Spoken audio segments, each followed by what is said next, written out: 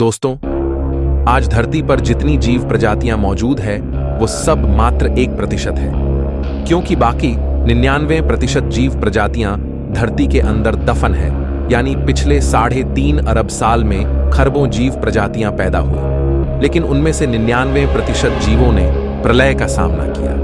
हम उनकी शमशान भूमि पर अपनी लाइफ जी रहे हैं। हमारे पैरों तले दफन ऐसी ही एक भीमकाय प्रजाति पृथ्वी पर राज किया करती थी, जो कि इतिहास की सबसे अधिक सफल जीव प्रजाति थी, यानी डायनासोर्स, जिसने करीब 10 करोड़ साल तक धरती पर राज किया। लेकिन क्या होगा अगर हम आपको बताएं कि इस सबसे सफल भीमकाय प्रजाति को एक दूसरी सबसे सफल सूक्ष्म जीव प्रजाति ने खत्म किया, जो पृथ्वी पर सबसे लंबे समय से मौजूद है, यानी मच्छर। जी हाँ, डायनासोर्स जैसी भीमकाय प्रजाति को खत्म करने के पीछे हाथ था काफी छोटे से दिखने वाले मस्कीटोस का। इस बात पर यकीन करना संभव नहीं है, क्योंकि अब तक आपको इसकी जानकारी किसी ने नहीं दी है। तो जानने के लिए वीडियो को ध्यान से पूरा जरूर देखें, नहीं तो आप इसे समझ नहीं पाएंगे। आज से 65 मिलियन साल पहले हमारी पृथ्वी आज जैसी नहीं दिखाई देती थी। आसमान को चूमने वाला हिमालय भी तब नहीं था, बल्कि इस धरती पर 10 करोड़ सालों से राज करते आ रहे थे कई पहाड़नुमा डायनासोर। इनमें से कुछ डायनासोर्स हिंसक और मांसाहारी थे, तो कुछ स्वभाव से शांत शाकाहारी थे। जहां शाकाहारी डायनासोर्स इस पृथ्वी पर शांति से जिंदगी जी रहे थे, वहीं मांसाहारी डायनासोर्स धरती पर धूम मचाते थे। इस युग में पृथ्वी पर ऑक्सीजन की मात्रा अधिक होने से इस समय बड़े बड़े साइज के जानवर हुआ करते थे, लेकिन इन सब में डायनासोर को कोई कंपटीशन देने वाला नहीं था। और डायनासोर सोचते थे, कभी कभी लगता है अब ही भगवान है। लेकिन दोस्तों, डायनासोर्स को पता नहीं था कि एक दिन ऐसा भी आएगा जब उनकी पूरी प्रजाति ही खत्म हो जाएगी, क्योंकि 10 करोड़ साल पहले धरती से काफी दूर मंगल और बृहस्पति के बीच मौजूद एस्टेरॉयड बेल्ट में अचानक एक एस्टेरॉयड से दूसरा एस्टेरॉयड आकर टकराता है और उसके 2 टुकड़े हो जाते हैं।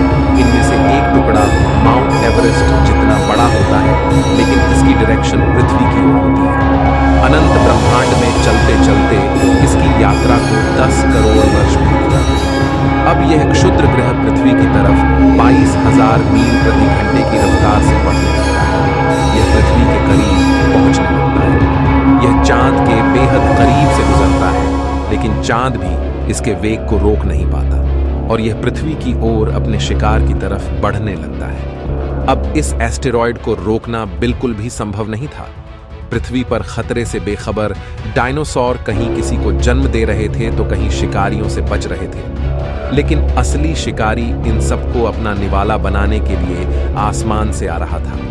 40 किलोमीटर के व्यास वाला 20 खरब टन का यह एस्टेरॉयड पृथ्वी के करीब बढ़ता जा रहा था। जब यह पृथ्वी के वातावरण के संपर्क में आया, तब इसकी रफ्तार एकाएक 70,000 किलोमीटर प्रति घंटा हो गई।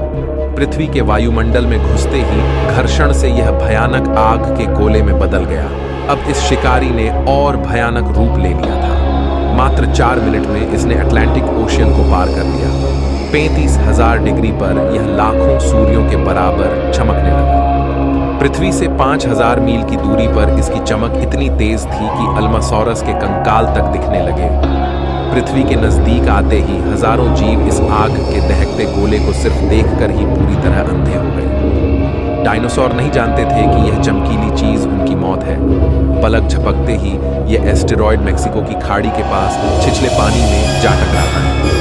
लगभग 35,000 डिग्री सेल्सियस की ऊर्जा वाला एक भयानक विस्फोट होता है। यह विस्फोट लगभग 10 हाइड्रोजन बम के विस्फोट के बराबर था। विस्फोट के आसपास कुछ ही सेकंड्स में सभी डायनासोर खत्म हो गए। इस क्षुद्र ग्रह के टकराते ही धरती से लाखों टन मलबा अंतरिक्ष में चला गया। टकराव वाली जगह पर एक 180 किलोमीटर चौड़ा और 20 किलोमीटर गहरा गड्ढा बन गया। धरती के कई हिस्से टूट कर ध्वनि से भी तेज गति से ऊपर की तरफ उठने लगे।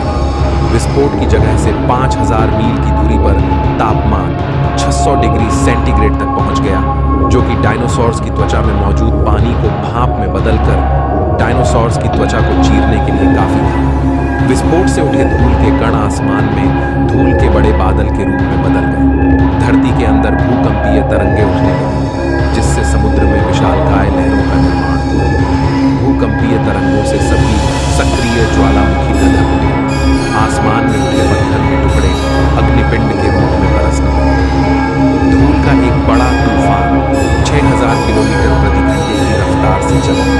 पृथ्वी से ऊपर उठे धूल की वजह से सूरज की रोशनी धरती पर नहीं पहुंच पाई। गर्म हवाओं और आगजनी से पेड़ पौधों की सारी प्रजाति नष्ट हो गई। विस्फोट के 90 मिनट बाद धरती का तापमान 200 डिग्री सेल्सियस तक बढ़ गया। कुछ डायनासोर को तेज हवाओं से पहाड़ों ने बचा लिया, लेकिन जमीन को तोड़ती आ रही लहरों ने उनकी जान ले ली। इस भयंकर विस्फोट से बड़ी बड़ी इमारतों जितनी चट्टानें ध्वनि से भी तेज गति से आसमान में प्रक्षेपित हो गई। इनमें से कुछ तो चंद्रमा पर पहुंच गई और कुछ अंतरिक्ष के गहरे अंधकार में। जो अंतरिक्ष में नहीं पहुंची उन्हें पृथ्वी ने फिर से खींच लिया, जो हजारों अल्मासोरस पर चट्टानों की तरह बरसी। धरती, आसमान और समुद्र हर जगह कहर मच गया। अब तक के इतिहास में आए भूकंप के झटकों से 60 गुना अधिक शक्तिशाली भूकंप ने पृथ्वी की परतों को उधेड़ कर रख दिया। विस्फोट से पृथ्वी पर उठी तरंगें चारों तरफ से संपूर्ण पृथ्वी पर फैल रही थी। पृथ्वी की इस अंगड़ाई में हजारों डायनासोर्स खत्म हो गए। ध्वनि से भी तेज चलने वाली हवाओं ने डायनासोर्स की त्वचा को उधेड़ दिया। उड़ने वाले डायनासोर्स किसी तरह इन जमीनी खतरों से बच गए, लेकिन आसमान से होने वाली आग की बारिश ने उड़ने वाले डायनासोर्स के पंखों को नष्ट कर दिया। कड़कते बादलों की हीट ने जंगलों को जलाकर राख कर दिया। इस आगजनी से बचने के लिए कुछ छोटे जीव तो बिल में घुस गए, लेकिन डायनासोर्स आग की लपटों से बच नहीं पाए। डायनासोरस भाग रहे थे और मौत उनका पीछा कर रही थी। विस्फोट से अधिकतर ऊर्जा तरंगों के रूप में पृथ्वी के धरातल में फैल गई, लेकिन 1% ऊर्जा सीधे पृथ्वी के आर पार हो गई, जो कि पूरी पृथ्वी को घंटी की तरह बजाने के लिए काफी थी। एस्टेरॉयड के भयंकर विस्फोट ने समुद्र में सुनामी को जन्म दिया। जो डायनासोर किसी तरह बच गए उन्हें बड़ी बड़ी लहरों में ले गए। वहीं इस विस्फोट से धरती के सभी ज्वालामुखी सक्रिय होकर आग उगलने लगे। विस्फोट से निकले धुएं के बादल ने धरती को कई महीनों तक अंधकार में ढके। सूरज की रोशनी के अभाव में पेड़ पौधे भी नष्ट हो गए। जो डायनासोर्स किसी तरह बच गए उनके लिए पृथ्वी पर खाने के लिए कुछ नहीं बचा, उन्हें भूख नहीं निकल गई। इस तरह इतनी बड़ी धरती पर डायनासोर्स को कहीं भी छुपने की जगह नहीं मिली। जमीन, आसमान और समुद्र हर जगह प्रलय ने उनको घेर लिया था, और वैज्ञानिकों के अनुसार इस तरह सभी डायनासोर्स की मौत हुई। लेकिन अभी कहानी खत्म नहीं हुई। वैज्ञानिकों के अनुसार डायनासोर्स के इस मृत्युकाल के बाद भी हजारों डायनासोर्स के कंकाल मिलते हैं, जिससे पता चलता है कि डायनासोर्स एक साथ नहीं बल्कि धीरे धीरे मरे। एस्टेरॉयड ने जहां डायनासोर्स को एक साथ खत्म किया, वहीं डायनासोर्स के मरने का एक और कारण था जिसने उन्हें धीरे धीरे मारा, और वह थी एक ऐसी जीव प्रजाति जिससे डायनासोर्स भी घबराते थे। वो थे मच्छर और कीड़े। वैज्ञानिकों के अनुसार कुछ डायनासोर्स की प्रजाति को मच्छरों और कीड़ों ने खत्म किया था। आज से करोड़ों साल पहले ट्रायसिक युग में ही एक मच्छर डायनासोर्स को काटते हुए जब उड़ा तो वह पेड़ से निकलने वाले रेजिन के घोल में फंस गया। करोड़ों सालों बाद यह एम्बर फॉसिल के रूप में जब आज के समय में वैज्ञानिकों को मिला, तब इस मच्छर में मौजूद खून को टेस्ट किया गया। जो वायरस इस मच्छर के खून में मौजूद थे, वही वायरस और बैक्टीरिया डायनासोर्स के अवशेषों में भी पाए गए। इसका मतलब था कि ट्रायसिक युग में एक महामारी फैली थी जिसने डायनासोर्स को धीरे धीरे मारना शुरू कर दिया था। जहां एस्टेरॉयड डायनासोर्स की सडन एक्सटिंक्शन का कारण थे, तो वहीं ये छोटे छोटे मच्छर उन्हीं डायनासोर्स को पीलिया से बीमार करते हुए भी मार रहे थे। पृथ्वी पर होने वाली तबाही से पृथ्वी पर उस समय मौजूद जीवन एक बार के लिए लगभग खत्म हो चुका था, लेकिन उस समय कुछ ऐसे जीव भी थे जो इस भयंकर तबाही से बच निकले। वो थे मैमल्स, यानी हमारे पूर्वज।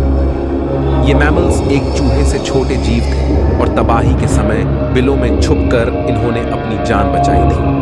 आगे चलकर इन्हीं ममेलियन से धरती पर कई विचित्र जीवों का जन्म हुआ और फिर हम इंसानों की उत्पत्ति हुई। आज से 3 लाख साल पहले मॉडर्न ह्यूमंस की उत्पत्ति हुई, पर आखिर हम इंसान कहां से आकर, हम कैसे पैदा हुए, इसके बारे में अगले वीडियो में जानेंगे। लेकिन दोस्तों, वैज्ञानिकों के अनुसार अगर यह तबाही न हुई तो शायद आज हम इंसान पैदा नहीं हुए। ऐसे में एक सवाल जरूर उठता है कि आखिर नेचर हमसे क्या चाहता है। हमारे पैरों के नीचे एक कब्रिस्तान मौजूद है जिसमें धरती की 99% प्रजातियां सोई पड़ी हैं।